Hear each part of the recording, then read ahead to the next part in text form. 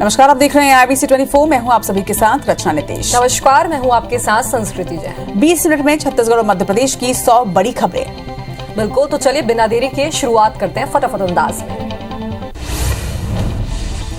Madhya Pradesh ATS ने भोपाल, उज्जैन समेत 8 जिलों के PFI सदस्यों के ठिकानों पर रेड की। जांच एजेंसी ने 20 से ज्यादा संदिग्धों को हिरासत में लिया है। ATS की टीम ने इंदौर से 5 संदिग्धों को गिरफ्तार किया। इनमें सईद टेलर, दानिश गौरी, तौसीफ सिफा, यूसुफ और वसीम शामिल है। वहीं 3 संदिग्ध फरार।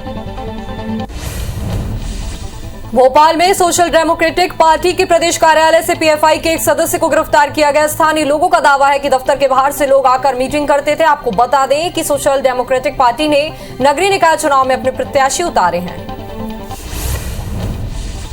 भोपाल के साथ साथ इंदौर में भी PFI के 2 लीडर को हिरासत में लिया गया है। जांच एजेंसियों ने इंदौर में खजराना और बंबई बाजार में छापेमारी की। NIA, IB, ATS और इंदौर पुलिस ने संयुक्त ऑपरेशन चलाया, जिसमें कई और भी हिरासत में लिए गए हैं। मध्य प्रदेश के 18 जिलों के 46 नगरीय निकायों में पार्षदों के लिए आज वोट डाले जा रहे हैं। मतदाता शाम 5 बजे तक वोट डाल सकेंगे। इस चुनाव में 46 नगरीय निकायों में 3422 उम्मीदवार चुनावी मैदान में हैं। 25 पार्षद निर्विरोध चुने जा चुके हैं। 18 जिलों के 46 नगरीय निकायों में हो रहे चुनाव में नाम वापसी के बाद 3422 उम्मीदवार मैदान में हैं। अनूपपुर के कोतमा में वोटिंग के पहले रात में हंगामा हुआ। भाजपा और कांग्रेस के कार्यकर्ता आपस में यहां भिड़ गए। इस दौरान कांग्रेस पार्षद प्रत्याशियों के पति के सिर पर चोट भी आई है। भाजपा प्रत्याशी के पति और रिश्तेदार पर मारपीट का आरोप है। मुख्यमंत्री भूपेश बघेल आज शाम को 5 बजे रायपुर के बीरगांव पहुंचेंगे, जहां वे बीरगांव में शहीद नंद कुमार पटेल शासकीय नवीन महाविद्यालय का लोकार्पण करेंगे। वे इसके बाद शाम 6 बजे बीरगांव से कार के जरिए मुख्यमंत्री निवास के लिए रवाना होंगे। सीएम भूपेश बघेल अग्रसेन जयंती के मौके पर भिलाई पहुंचे, जहां वो अग्रवाल समाज के कार्यक्रम में शामिल हुए। इस दौरान उन्होंने अग्रसेन भवन सेक्टर 6 में स्थापित महाराजा अग्रसेन की प्रतिमा का भी अनावरण किया। साथ ही कोरोना काल में अग्रवाल समाज की ओर से किए गए काम की तारीफ की। सीएम ने कहा कि व्यापारी भय मुक्त कारोबार करें और परेशान करने वालों पर हम कार्रवाई करेंगे। सीएम भूपेश बघेल डोंगरगढ़ में मां बमलेश्वरी के दर्शन करने पहुंचे। उन्होंने माता रानी के दरबार में माथा टेक कर प्रदेश की खुशहाली और विकास की कामना की। सीएम ने पूर्व मुख्यमंत्री रमन से पर तंज कसते हुए कहा कि 15 सालों से उनका पूरा परिवार चिटफंड कंपनी का ब्रांड एम्बेसडर बना हुआ था। सीएम ने कई और मुद्दों पर रमन पर निशाना साधा।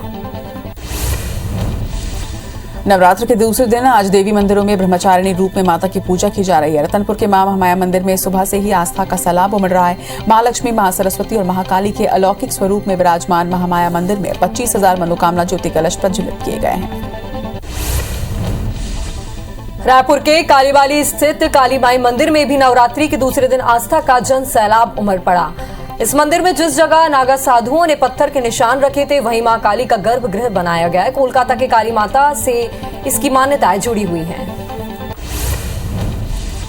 मध्य प्रदेश में नवरात्रि में रजिस्ट्री ऑफिस का समय बढ़ाया गया है। रजिस्ट्री ऑफिस अब 4 अक्टूबर तक सुबह 10 बजे से लेकर शाम 6 बजे तक के खुला रहेगा। वहीं 1 और 2 अक्टूबर को सार्वजनिक अवकाश पर दफ्तर बंद रहेगा। सभी जिला पंजीयक को आदेश जारी कर दिया गया है। बस्तर दशहरा की एक और अनूठी रस्म जोगी बिठाई को सोमवार की देर शाम सिरहासार भवन में विधि विधान के साथ पूरा किया गया। परंपरा अनुसार बड़े आमाबाल के जोगी परिवार का युवक बस्तर दशहरा के आयोजन के लिए हर साल 9 दिनों तक उपवास रखकर सिरहासार भवन में एक निश्चित स्थान पर तपस्या के लिए बैठता है। साल आमाबाल गांव के 22 साल के दौलत नाग ने जोगी बन निर्जला तपस्या शुरू की है।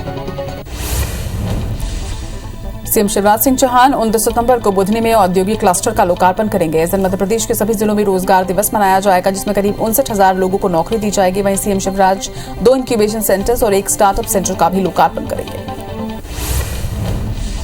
प्रियंका गांधी दिसंबर में मध्य प्रदेश आएंगी। यहां वे प्रियंका गांधी राहुल की भारत जोड़ो यात्रा में शामिल होंगी। इसके साथ ही उज्जैन में महाकाल के दर्शन भी करेंगी। प्रियंका गांधी राहुल के साथ उज्जैन, इंदौर संभाग में पदयात्रा कर सकती हैं। प्रियंका गांधी के दिसंबर में मध्य प्रदेश आने के सवाल पर विश्वास सारंग का बयान सामने आया। उन्होंने कहा कि प्रियंका गांधी क्यों नहीं आएंगे, चुनाव आने वाले हैं। राहुल गांधी भी जनेऊ पहन चुके हैं। कांग्रेस टूट रही है और ये भारत जोड़ रहे हैं। इसके साथ ही उन्होंने ये भी कहा कि प्रियंका और राहुल अविकसित नेता हैं। राजस्थान में इन दिनों सियासी संकट गहराया हुआ है, जिस पर मंत्री विश्वास सारंग ने कहा कि राजस्थान में रायता फैल गया है। सोनिया गांधी का दांव फेल हो गया। अशोक गहलोत ने हैसियत बता दी। कांग्रेस के इतिहास में अभी खतरनाक एपिसोड चल रहा है। गरबा में आईडी कार्ड अनिवार्य होने पर गृह मंत्री नरोत्तम मिश्रा का बयान सामने आया। उन्होंने कहा कि मां दुर्गा में हम सबकी आस्था है। गरबा का आयोजन शांतिपूर्ण ढंग से होना चाहिए, किसी के मन में आशंका न रहे, इसलिए आईडी कार्ड जरूरी किया गया है।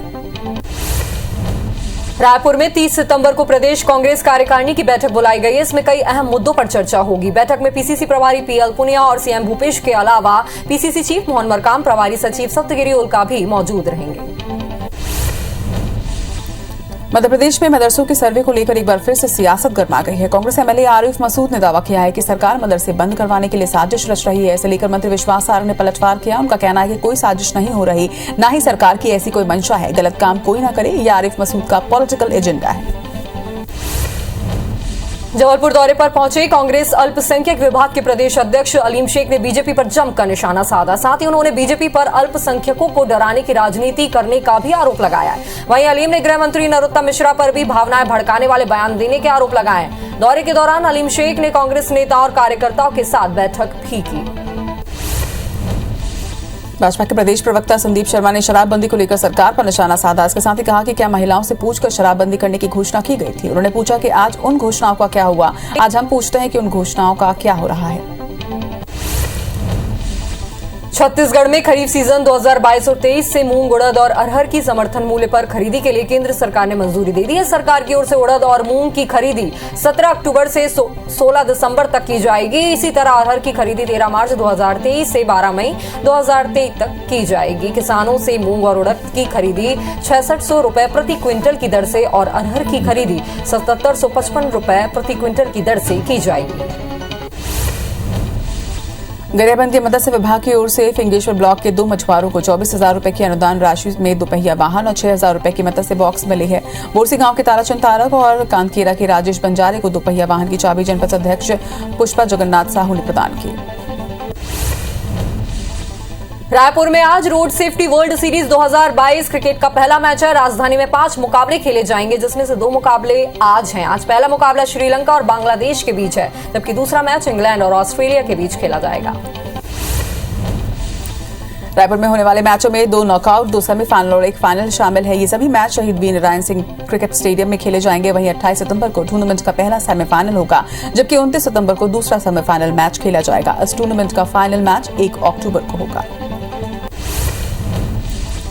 रायपुर में आज से road safety world series cricket tournament शुरू हो रहा है। इस दौरान स्टेडियम में ले जाने वाली सामग्री को लेकर पुलिस ने एडवाइजरी जारी कर दिया है। पुलिस ने सुरक्षा के मद्देनजर बीड़ी, सिगरेट, गुटखा, तंबाकू, माचिस, लाइटर्स और ज्वलनशील पदार्थ समेत अन्य सामग्रियों को स्टेडियम के अंदर ले जाने के लिए प्रतिबंधित कर दिया है।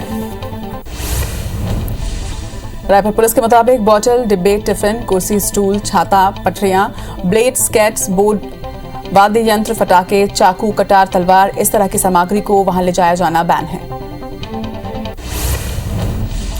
Road safety cricket world series tournament के लिए Bharat, West Indies, Australia, New Zealand, Bangladesh और साउथ अफ्रीका लीजेंड के खिलाड़ी रायपुर पहुंच गए हैं। कड़ी सुरक्षा के बीच सभी खिलाड़ियों को एयरपोर्ट से होटल ले जाया गया। होटल पर सभी खिलाड़ियों का छत्तीसगढ़ी लोक नृत्य के साथ स्वागत किया गया और छत्तीसगढ़ी गमछा पहनकर उनका सम्मान भी किया गया। क्रिकेट के भगवान सचिन तेंदुलकर का रायपुर होटल पहुंचने पर भव्य स्वागत किया गया। एयरपोर्ट में सचिन सीधे होटल के लिए रवाना हुए। वो होटल में छत्तीसगढ़ी लोक नृत्य से उनका स्वागत हुआ।